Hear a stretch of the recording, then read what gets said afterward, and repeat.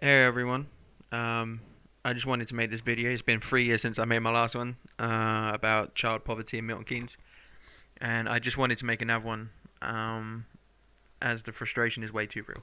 And it's not just for me. I think it's for a lot of people now. A lot of people who, like me, socialists, communists, left wingers, and anyone with a heart really, are getting fed up with the way the homeless situation is exploding, and it's exploding quite badly, and a lot of people are being dragged into the vacuum now. And I basically think it's time someone bloody does something.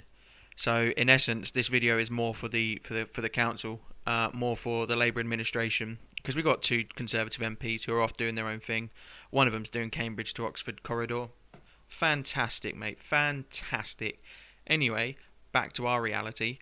Um, this Milton Keynes Council is not doing nearly enough, and I don't know if any of you saw the article published by Milton Keynes Citizen on Monday, the 20th of August, basically stating that a lot of council homes, or those that are run by council, the council housing office, are not being renovated, and there are dozens of homes, if not nearing the hundreds, that are in, and to use their own words, unlettable conditions or relettable conditions. Take your pick. Um, I don't understand why. I don't understand how, with people dying, how many people now have died on the streets. You know, someone I knew, someone who I met volunteering with the winter night shelter, um,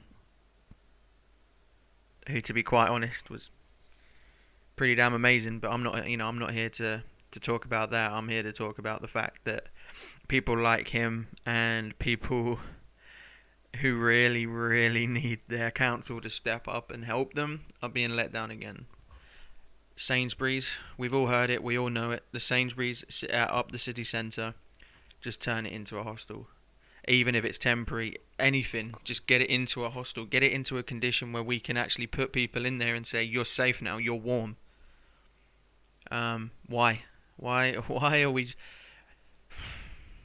I mean, there was an article from 2016 saying that Sainsbury's had paid rent on it for 6 years, but there's no one there. There's not a single item of food on a shelf. There's not a single till pinging, dinging, scanning a barcode. There's nothing there except hopes and dreams that are being crushed every single time I or someone else walks past and thinks, that's a good place to put homeless people. It's safe, it's big, it's warm, and you can put any kind of amenities in there. Why don't we turn that into something good? Why don't we use that? Why don't we have a community project, a community outreach project? Why don't we fundraise for that? Why don't we all get together and say, here's a bit of council money, here's a bit of parish council money or town council money, depending, and here's a bit of donations from us, from people who want to help. Actually, that's a cracking idea. Why don't we do that? No, because everything's got to be done the council way. And what that means is they've got to sit in a room, anywhere between 5 to 20 people, and they have to discuss how not to do it and why not to do it.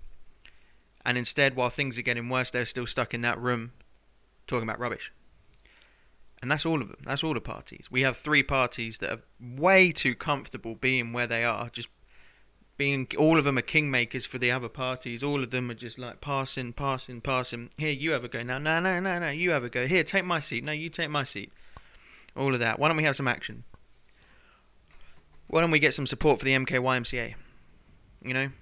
Why don't we get some support for the winter night shelter or open doors or the soup kitchen? Why don't we get that?